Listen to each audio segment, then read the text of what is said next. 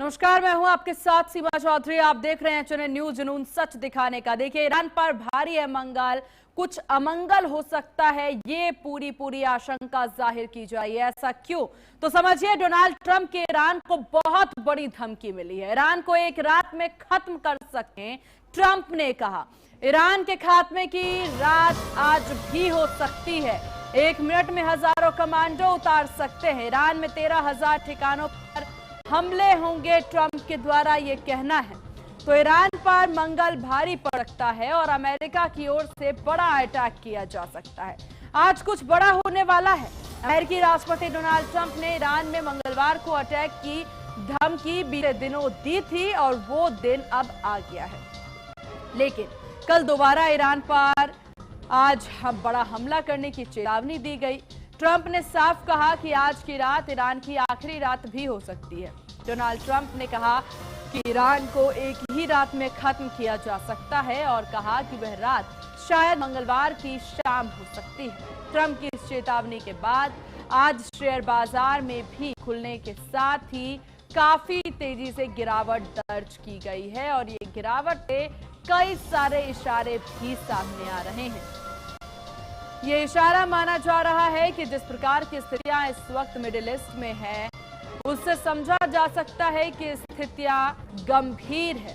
1 minute में हजारों commando तक उतारने की बात डोनाल्ड ट्रंप के द्वारा कर दी गई है। ईरान पर मंगलवार का दिन काफी ज्यादा भारी पड़ सकता है, ये बात ट्रंप के द्वारा कहा जा रहा है। ट्रंप कहना है कि हम हजारों कमांडो जो है एक ही बार में उतार सकते हैं।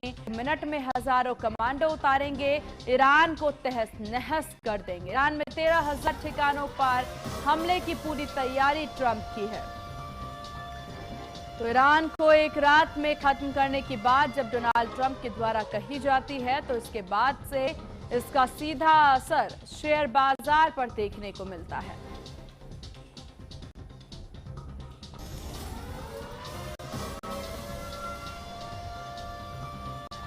और चलिए, इस विषय पर चर्चा के लिए हमारे साथ कर्नल शिवदान सिंह जी बने हुए हैं, रक्षा विशेषज्ञ। सर, बहुत स्वागत है चैनल न्यूज पर। कर्नल साहब, जो स्थितियां देखने को मिल रही है इस वक्त मिडिल, और उसके बाद हम कल भी इस बात पर चर्चा कर रहे थे कि किस प्रकार से अमेरिका भी धमकी दे रहा है, बरबोलापन है या वाकई वो अटैक करेगा, और कहा जा रहा है मंगलवार की शाम तक का इंतजार करिए, ट्रंप के द्वारा यह कहना है।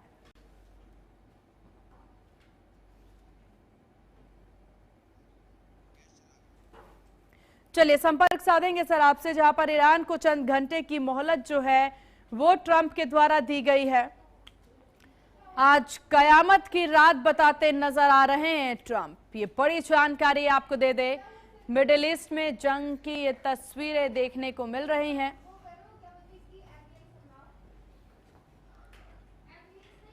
Been attempted before, but we did, and we had great talent. We got a little luck too, I would say. And we were helped by a lot of people, a lot of great people, and honored to be involved with it. It's very historic. This is a rescue that's very historic. It'll go down in the books. Late Thursday night, an American F-15 fighter jet went down deep inside enemy territory in Iran while participating in Operation Epic Fury, where we're doing unbelievably well, well at a level that nobody's ever seen before. The entire country can be taken out in one night, and that night might be tomorrow night, and we're here today. तो देखिए, Iran पर मंगल भारी पड़ सकता है और America की ओर से बड़ा अटैक किया जा सकता है। आज कुछ बड़ा तो होने वाला है जिस पर सबकी निगाहें टिकी हुई हैं। अमेरिकी राष्ट्रपति डोनाल्ड ट्रंप ने ईरान में मंगलवार को अटैक की धमकी बीते दिनों दी थी। वो दिन ब दिन अब आ ही चुका है, लेकिन कल दोबारा ईरान पर आज बड़ा हमला करने की चेतावनी जाहिर की गई। ट्रंप ने साफ कहा कि आज की रात ईरान की आखिरी रात हो सकती है। राष्ट्रपति डोनाल्ड ट्रंप ने कहा कि ईरान को एक ही रात में खत्म किया जा सकता है और कहा कि रात शायद मंगलवार की शाम हो सकती है।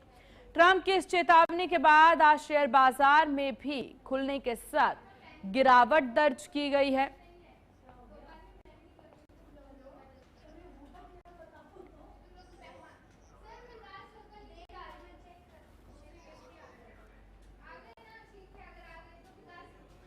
और इस विषय पर चर्चा के लिए एक बार फिर से हमारे साथ कर्नल शिवदान सिंह जी बने हुए हैं, उनसे चर्चा की शुरुआत कर लेते हैं। शिवदान जी, क्या आपको मेरी आवाज मिल पा रही है? शिवदान जी देखिए, पूरी स्थितियां यहाँ पर देखने को मिल रही है। अमेरिका ने फिर से धमकी दी, फिर से चेतावनी दी और आज शाम तक का समय दे दिया है ईरान को।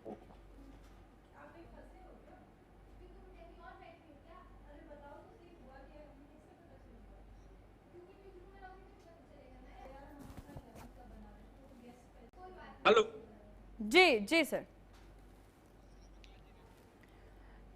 नेटवर्क इशू की वजह से आपकी आवाज हम तक नहीं पहुंच पा रही है, जल्दी से दुरुस्त किया जाएगा। ट्रंप की धमकी पर लगातार धमकियां हैं, वो ट्रंप के द्वारा देखने को मिल रही है। और इस विषय पर ज्यादा जानकारी और चर्चा के हमारे सहयोगी विकास हमारे साथ बने हुए हैं। विकास, क्या देखा जाए यहाँ पर, क्योंकि ट्रंप ने एक बार फिर से अब फाइनल धमकी दे दी है, मंगलवार शाम तक का इंतजार करने को कहा है। बिल्कुल सही कहा सीमा आपने। ये जो ट्रंप की एक नई धमकी आई है, उससे कहीं कहीं ये बात तो जरूर सामने आ रही है कि युद्ध है जो वो रुकने का नाम नहीं ले रहा है। ईरान और इजराइल के बीच जो जंग छिड़ी है, जिसमें सुपर पावर अमेरिका अपना हर दांव आजमा रहा है, उसमें कहीं ना कहीं वो पीछे घिरता नजर आ रहा है, जिसकी वजह से एक के बाद एक ट्रंप के नए बयान सामने आ रहे हैं। और बयान इस तरह के कि बार बार ईरान उसी बयान को धता बताते हुए अमेरिका पर भारी पड़ रहा है, चाहे उसके विमान गिरा रहा हो, चाहे उसके जो भी सहयोगी हैं, चाहे उसके जितने भी एयर बेसेस हैं मिडिल ईस्ट में, उन सब पे हमला कर रहा है। आज शाम मतलब आज मंगलवार है, आज शाम तक का वक्त दिया है। मतलब शाम ट्रंप के हिसाब से थोड़ी इंडिया के हिसाब से रात होगी, यानी करीब 8-9 बजे तक का आज रात का समय भारतीय समय अनुसार। उसके बाद ट्रंप कोई बड़ा फैसला ले सकते हैं। मतलब कहा जा रहा है कि अब तक का सबसे बड़ा हमला हो सकता है ईरान पे।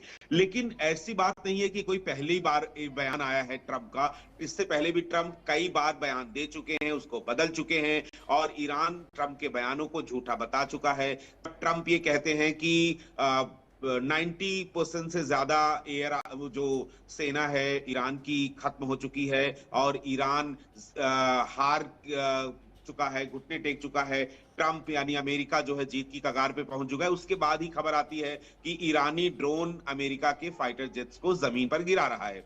यानी कहीं ना कहीं जब ट्रंप बयान देते हैं और ईरान की तरफ से एक्शन होता है, पेंटागन की तरफ से जो बयानबाजी होती है, इनमें कहीं मेल नहीं है, मतलब सब मिसमैच है। तो ये कहा जा रहा है कि जो भी इंफॉर्मेशन ईरान की तरफ से या इस जंग की पेंटागन या ट्रंप या व्हाइट हाउस की तरफ से जारी की जाती है, वो मिसमैच है, गलत है। अब जो ट्रंप का ये बयान आया है, ये अगर हम शेयर मार्केट की बात करें तो सुबह से जितने भी, चाहे वो हांगकांग है, तुम्हारा सिंगापुर है या दूसरे इंटरनेशनल मार्केट है या इंडियन मार्केट भी खुल गई है, वो भी गिरावट के साथ खुली है। तो ये सब जो जंग का असर है वो सब वैश्विक बाजारों पे पड़ रहा है, भारतीय बाजार पे भी पड़ रहा है। कोई भी बाजार इससे दूर नहीं है, क्योंकि जो अनिश्चितता का माहौल पूरी दुनिया में है, वो इस तरह की चीजें इकोनॉमी पे सीधा असर डाल रही हैं। बिल्कुल, और ये इकोनॉमिकल युद्ध है, ये सभी जानते थे, जिसका सीधा असर अर्थव्यवस्था पर पड़ेगा और खासतौर पर भारतीय बाजारों पर जब इसका असर है तो बहुत ही कम लोग इस बात को समझ भी पा रहे हैं। बहुत से कम लोगों को में आ रही है कि किस प्रकार से बाजार में अभी उतरना चाहिए कि नहीं उतरना चाहिए। स्थिति बहुत क्रिटिकल है और एक एक बयान से पूरा फ्लक्चुएशन मार्केट में देखने को मिल रहा है। बिल्कुल, ये होना भी चाहिए। मुझे लगता है कि बाजार अलर्ट मोड में है, खुद को सिक्योर कर रहा है, बिकवाली हावी है, लोग बाजार से निकलने की कोशिश कर रहे हैं और उनको लगता है कि अगर थोड़ा मुनाफा हुआ है तब भी निकल जाए, कहीं ये मुनाफा बड़ा घाटे का सौदा साबित न हो।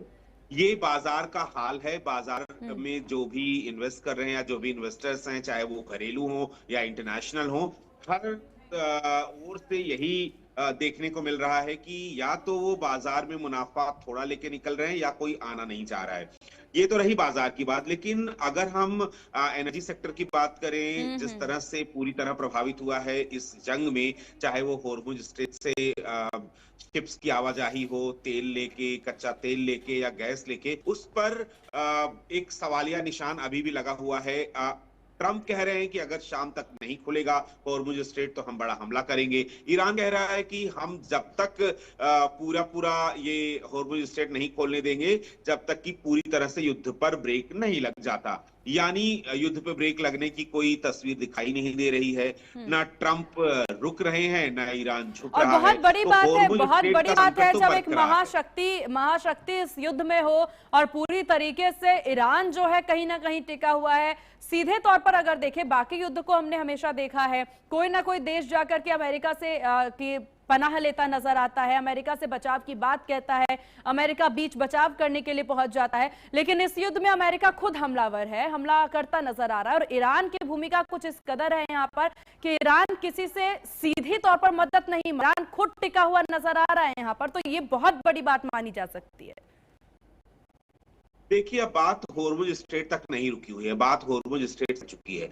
वहां पे 400 से ज्यादा शिप्स अभी भी लोडेड खड़े हुए हैं जो इंतजार कर रहे हैं कि कब ईरान अपना ये अपनी जिद छोड़ेगा और वो निकलेंगे और अपने अपने देश पहुंचेंगे। अब ईरान ये कह रहा है कि अगर हम पर हमला बढ़ा, जैसा कि ट्रंप कह रहे हैं कि अगर आज शाम तक हॉर्मुज स्ट्रेट नहीं खुलेगा तो हमला तेज हो जाएगा। पूरी दुनिया की नजरें उसमें हैं, बाजार एक के बाद एक धाराशायी हो रहे हैं, पूरी दुनिया में हाहाकार मचा हुआ है। लेकिन ईरान इन सब के बीच एक बात और बोल रहा है कि अगर ये युद्ध बढ़ा, हमला बढ़ा, तो बात फिर हॉर्मुज स्ट्रेट तक ही नहीं रुकेगी, बॉब अल मंडेब तक ये बात जाएगी। बॉब अल मंडेब सीमा वो जगह है जहां पे यमन का कब्जा है। यमन वही इलाका जहां पे हूती भरे पड़े हैं, वो ईरान का साथ दे रहे हैं, हमास के आतंकियों का साथ दे रहे थे जब इजराइल की ओर से हमले किए जा रहे थे। उस टाइम भी जब इजराइल वर्सेस गाजा हो रहा था, इजराइल वर्सेस हमास हो रहा था, तब भी वो अमेरिकी जहाजों को लाल सागर में निशाना बना रहे थे। और अब जब ईरान वर्सेस इजराइल अमेरिका हो रहा है, तब भी वो उसी तरह से हमलावर हैं, चाहे वो इजराइल के एंटी हो, चाहे वो अमेरिका के जहाजों को निशाना बना रहे हैं, मिसाइल से हमला कर रहे हैं। तो अब यमन कह रहा है कि भाई ईरान ने तो अपना हॉर्मुज स्ट्रेट पे लॉक कर लिया है, लेकिन अब हम बॉब अल मंडेब को रोक देंगे। अब बॉब अल मंडेब अगर ब्लॉक होता है, जो काफी हद तक अगर ये युद्ध बढ़ा, तो अगला स्टेप ईरान और यमन का साझा स्टेप ये हो सकता है कि वो उस स्टेट को बंद करे जहां से दुनिया का दूसरा वो है बड़ा इलाका है जहां बिल्कुल, से क्योंकि ईरान सीधी तौर पर तो अमेरिका पर हमला नहीं कर पा रहा है, तो उसकी पूरी कोशिश है कि चौतरफा तरीके से प्रेशर बनाया जाए, पीयर प्रेशर बनाया जाए अमेरिका पर, अन्य देश आकर के उस पर प्रेशर बनाए कि आप इस चीज को रोके। और जैसा कि आप जिक्र भी कर रहे हैं कि अमेरिका के अंदर खुद भी ऐसी ही स्थितियां बनती नजर आ रही है। उनकी खुद की जो पार्टी है ट्रंप की, या फिर जो अन्य पार्टी है, वो हर कोई मिलकर के अमेरिका को पीछे हटने की बात कहता नजर आ रहा है, लेकिन ट्रंप टिके हुए हैं। इस बीच उनके लिए बड़ी चुनौती ये भी है टिके रहना, क्योंकि आगामी चुनावों में भी उन्हें अपनी पैठ जमानी है। तो ट्रंप के लिए भी यह समय बहुत क्रिटिकल माना जा सकता है क्या? कहीं ना कहीं ट्रंप की खिलाफत शुरू हो गई है, चाहे वो उनके अपने देश में हो, चाहे इंटरनेशनल फोरम पे हो। लोग अरबी जुबान में नाटो जैसे देश जो कह रहे हैं कि यूएन या जो भी दूसरे इंटरनेशनल फोरम्स हैं, वहां पे भी अमेरिका किसी की बात नहीं सुन रहा है। और अगर वहां पे अगर अमेरिका वहां पे भी एक दूसरे की बात नहीं सुन रहा है, तो जाहिर है कहीं ना कहीं अमेरिका के खिलाफ सारे देश एक्शन में तो नहीं, लेकिन जुबानी जंग जरूर शुरू हो गई है। उस सब एक तरफ से कभी वो ट्रंप के स्टेप की, कभी उनके बयान की, हर तरह से एक के बाद एक बुराइयां कर रहे हैं, उनको खिलाफत कर रहे हैं, प्रदर्शन हो रहे हैं ट्रंप के खिलाफ। ईरान के समर्थन में टाइम्स स्क्वायर जैसी जगहों पर जो लैंडमार्क माना जाता है अमेरिका का, वहां पे भी प्रदर्शन हो रहे हैं। यानी कहीं ना कहीं इस जंग के खिलाफ, चाहे इंटरनेशनल फोरम पे हो, चाहे अमेरिका में अलग अलग स्टेट्स में ट्रंप के खिलाफ प्रदर्शन हो रहे हैं। लेकिन ऐसे में ट्रंप क्यों नहीं रुक रहे हैं? ट्रंप ने इसे नाक का सवाल बना लिया है और इसीलिए वो रुक नहीं रहे। और इधर ईरान ने भी इसे नाक का सवाल बना रहे, कह रहा है मर जाएंगे लेकिन रुकेंगे नहीं। तो जंग जो है कहीं ना कहीं बढ़ती नजर आ रही है। और आज की जो ताजा हालात हैं, अगर करंट सिनेरियो की बात करें, तो सबकी नजरें आज शाम पे रुकी हुई हैं कि क्या हॉर्मुज स्ट्रेट ईरान की तरफ से खोला जाता है या अमेरिका की तरफ से हमला बढ़ेगा। लेकिन अगर ईरान पीछे हटता भी है या झुकता भी है, तो एक तो पहली बात, ईरान पीछे हटने को तैयार नहीं है। लेकिन अगर कभी ये सिचुएशन बनता नजर भी आए, ईरान पीछे हटने को तैयार भी हो, तो अमेरिका क्या ये गारंटी हो सकती है, क्या ये पुख्ता समझ हो सकती है कि अमेरिका आगे कुछ ऐसी हरकत नहीं करेगा, क्योंकि अमेरिका खुद को सुपर पावर कहता भी, अमेरिका सुपर पावर है भी, और ईरान अगर पीछे हट जाता है तो इस बात में और चार चांद आएगा, ट्रंप की बड़ी उपलब्धि हो जाएगी, तो ट्रंप और मनमानी करते नजर आएंगे फ्यूचर में। लेकिन जितना ये युद्ध में फैलाव हो चुका है सीमा, उसको समेटना अब अमेरिका के लिए टेढ़ी खीर साबित हो रहा है। पूरा पूरा मिडिल ईस्ट अमेरिका की वजह से अशांत हो गया है। अब हमले भले ईरान की तरफ से कम हो गए हैं, लेकिन कोई भी मिडिल ईस्ट देश, चाहे वो बहरीन हो, यूएई हो, कुवैत हो, इन जहां पे ईरान की तरफ से हमले किए जा रहे हैं, वो लोग इस बात को लेके आश्वस्त नहीं है कि अब ईरान की तरफ से हमले नहीं किए जाएंगे।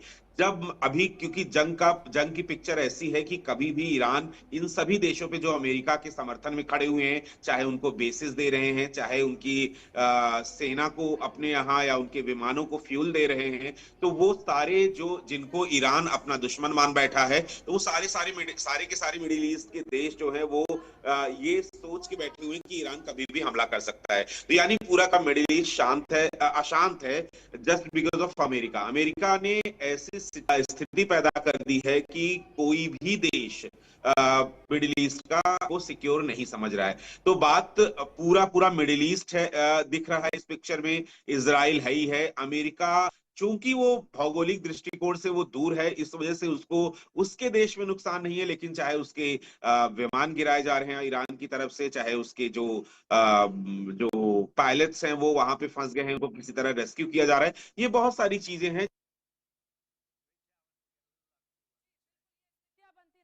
और सहयोगी विकास देखिए तमाम जानकारी भी साझा करते नजर आ रहे हैं कि क्या कुछ स्थिति है यहाँ पर इस वक्त पूरे देश में, पूरी दुनिया में क्या चल रहा है। यहाँ पर ईरान भी पलटवार कर रहा है। इसी बीच एक बड़ी खबर आपको बता देते हैं, ट्रंप की धमकी पर ईरान का पलटवार भी देखने को मिल रहा है। ट्रंप की धमकी अभद्र और निराधार है। ईरान ने कहा है हार के डर से अमेरिका धमकी दे रहा है, जान दे देंगे लेकिन ट्रंप की धमकी से नहीं डरेंगे। ईरान का कहना, जैसा वार होगा वैसा ही पलटवार होगा। पूरी ताकत से यहाँ पर संप्रभुता की रक्षा करेगा ईरान। तो ये साफ तौर से ईरान के द्वारा कहना है। इजराइल का तेहरान पर हवाई हमला भी इस बीच जारी है।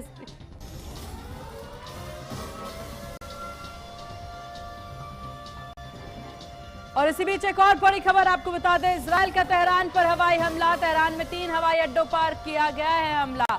बहराम, मेहराबाद टेस्ट एयरपोर्ट पर हमला हुआ है। कई विमानों को निशाना बनाने का दावा भी किया गया है। तो लगातार हमला दौर जो है, हमलों का ये दौर देखने को मिल रहा है। वॉर ब्रेकिंग आपको बता दें, इजराइल का तेहरान पर हवाई हमला। बहराम, मेहराबाद टेस्ट एयरपोर्ट पर भी हमला किया गया है। कई विमानों को निशाना बनाने का दावा भी किया जा रहा है। तो देखिए तेहरान में हवाई अड्डों पर ये हमले किए जा रहे हैं। बहराम, मेहराबाद में भी हमले जारी हैं। कई विमानों को निशाना बनाने की पूरी तैयारी देखने को मिल रही है। मिडिल ईस्ट में जंग की तस्वीरें कुछ अलग ही मोड़ लेती दिख रही है। समझिए जरा कि ईरान यहाँ पर पीछे हटने को तैयार नहीं है, तो अमेरिका भी किसी तरह की कोई रहम के लिए तैयार नहीं है। अमेरिका के द्वारा कहना है या तो ईरान झुके या फिर हमले बर्दाश्त करे। 1 मिनट में हजारों कमांडो उतारने की बात जो है वो अमेरिका के द्वारा कही जा रही है। और वाकई में अगर हजारों कमांडो ईरान में उतारे जाते हैं तो ईरान के अस्तित्व को बचाने की जो कवायद वहाँ के सरकार, वहाँ की सत्ता की है, वो कवायद काफी ज्यादा नामुमकिन साबित हो सकती है, क्योंकि ईरान को बचाना यहाँ पर अब अस्तित्व के सवाल की बात कहता ईरान नजर आ रहा। ईरान के द्वारा कहना है कि जैसा वार होगा पलटवार भी वैसे ही किया जाएगा, यानी ना डरने को तैयार, ना झुकने को तैयार, ना पीछे हटने को तैयार इस वक्त ईरान है। तो ये पूरी तस्वीरें कुछ इसी कदर से नजर आ रही है। और सहयोगी विकास लगातार हमारे साथ बने हुए हैं। विकास, देखिए अब ईरान के द्वारा ये साफ कह दिया गया है और उस पर बार बार हम जिक्र भी कर रहे हैं। ईरान कह रहा है जैसा वार होगा वैसा पलटवार भी होगा, और वाकई में कुछ पलटवार देखने को मिले जो अमेरिका के लिए भारी है। लेकिन हम इस चीज को भी समझ सकते हैं कि अमेरिका ने अपने पायलट को किस कदर उनका रेस्क्यू किया। इस बात से भी समझा जा सकता है कि उस इलाके में घुस करके अपने पायलट को बचाना भी एक बहुत बड़ी बात मानी जाएगी इस जंग के बीच में। देखिए, जिसका जिक्र आप कर रहे हैं सीमा, अगर उसकी स्पेसिफिकली बात की जाए, जैसे कि उसने रेस्क्यू किया अमेरिका ने अपने पायलट को, वाकई काबिले तारीफ है और बहुत बड़ी बात है। मतलब अगर वॉर की दृष्टिकोण से देखा जाए, सिक्योरिटी के दृष्टिकोण से देखा जाए, सेना की सक्षमता है उसके हिसाब से देखा जाए तो ये बहुत बड़ी उपलब्धि है और इसी वजह से उसको सुपर पावर कहते हैं। किसी दूसरे देश में जहां पर पायलट उसका गिर गया हो, वहां पर वॉर टाइम में, ऐसा नहीं है कि शांति बनी हुई है, वॉर टाइम है, यानी कि हर एक एक्शन पर अमेरिका की ईरान की नजर है उसके बावजूद, और ईरान को पता चल गया था कि उसका एक पायलट यहां पर गिर चुका है और उसको ढूंढने के लिए ईरान अपने देश में ढूंढ रहा है उस पायलट को। लेकिन इन सब के बीच अमेरिकी सेना आती है अपनी इंटेलिजेंस मदद से, अपनी जो भी इतने वेल इक्विप्ड हैं उसकी मदद से वो पायलट को वहां से निकाल के ले जाती है और उसके बाद अमेरिकी सेना अपने पायलट को कुवैत में एडमिट करवाती है और वहां पर उसका इलाज चल रहा है। तो इस मामले में यहाँ पर तो मैं जरूर बोलूंगा कि वाकई वो इसीलिए सुपर पावर है कि वो अगर चाहे तो इन सब सिचुएशन में, इन सब स्थितियों में अपनी जीत बना सकता है, दर्ज करा सकता है। लेकिन इस युद्ध में जो मुझे देखने को मिल रहा है या जो मुझे समझ आ रहा है उसमें ये है कि कोऑर्डिनेशन की बहुत कमी है। सेम पिक्चर अफगानिस्तान में भी देखने को मिली थी जब अमेरिका ने वहां पर, अफगानिस्तान बहुत ऐसी बड़ी चीज नहीं थी कि वहां पर जीतना अमेरिका के लिए मुश्किल हो, लेकिन जोश में ओवर कॉन्फिडेंट होने की वजह से, चाहे वो सेना है, इंटेलिजेंस एजेंसियां हैं, वॉशिंगटन व्हाइट हाउस है या पेंटागन है, इन चारों का कोऑर्डिनेशन नहीं था ठीक से, जिसकी वजह से अफगानिस्तान में वहां से अमेरिकी सेना को हटना पड़ा। और जिस पर्पस से, जिस मकसद से वो वहां गए थे, वो शांति कायम करने के लिए गए थे, जो तस्वीर वहां पर नहीं दिखाई दी, वही हाल यहाँ पर भी हो रहा है। अभी आप जिक्र भी कर रही थी कि ईरान कुछ कह रहा है, अमेरिका कुछ कह रहा है, ट्रंप जी कुछ कह रहे हैं, पेंटागन से कुछ आ रहा है। मिडिल ईस्ट में जिस तरह से हमले एक के बाद एक बढ़ रहे हैं ईरान के, और उसकी वजह से सारे देश मिडिल ईस्ट के खुद को इनसिक्योर मान रहे हैं। रीजन बता रहे हैं कि ट्रंप की वजह से हुआ, क्योंकि ट्रंप बड़बोलेपन में बहुत सारे ऐसे बयान दे जाते हैं जिसका फायदा ईरान को मिल रहा है और खामियाजा मिडिल ईस्ट जैसे देशों को मिल रहा है। और नाटो को लेके भी इसी वजह से नातानी हुई कि वो कह रहे हैं कि ट्रंप कुछ फैसले ऐसे ले रहे हैं जब वो नाटो में शामिल हैं, तो कोई भी फैसला लेने से पहले एक बार हम डिस्कस करें। लेकिन ट्रंप ये मानते हैं कि मुझे नाटो से बात करने की कोई जरूरत नहीं है, यूएनएससी का कोई आदेश हमें नहीं मानना है। तो अगर इस तरह से ट्रंप आगे बढ़ते रहे तो उनकी प्रॉब्लम्स, अमेरिकी प्रॉब्लम्स, व्हाइट हाउस की प्रॉब्लम्स, पेंटागन की प्रॉब्लम्स, मिडिल ईस्ट देशों की प्रॉब्लम कम होती मुझे नहीं दिख रही है। और अगर ये युद्ध आगे बढ़ता है तो नुकसान सबका होगा, क्योंकि हॉर्मुज स्ट्रेट, बाब अल मंडेब स्ट्रेट, जो ये दोनों स्ट्रेट हैं, यहाँ से एनर्जी की आवाजाही बड़े लेवल पे होती है, पूरी दुनिया के लिए होती है। क्योंकि इससे अमेरिका, हॉर्मुज स्ट्रेट से अमेरिका को कोई तेल नहीं जाता, जो जाता है वो बहुत लिमिटेड है, और जो उसके जो एयर बेसेस हैं वहां पर यूज होता है, तो वो प्रॉब्लम अमेरिका के लिए बड़ी नहीं है जो अमेरिका मानता है। लेकिन वहां पर भारत जैसे देशों के लिए, एशिया के अलग अलग देशों में वहां उन स्टेट से ऑयल जाता है, एनर्जी जाती है, गैस जाता है, तो उनको प्रॉब्लम हो रही है। और इसी बढ़ती प्रॉब्लम की वजह से अलग अलग देशों में अलग अलग तरह की किल्लतें हो रही हैं। लोग, चाहे बांग्लादेश हो, श्रीलंका हो, पाकिस्तान हो, यहाँ की स्थिति भयावह हो गई है। मलेशिया, इंडोनेशिया, इन देशों में भी ऑयल्स को लेके प्रॉब्लम शुरू हो गई है, एनर्जी को लेके प्रॉब्लम शुरू हो गई है।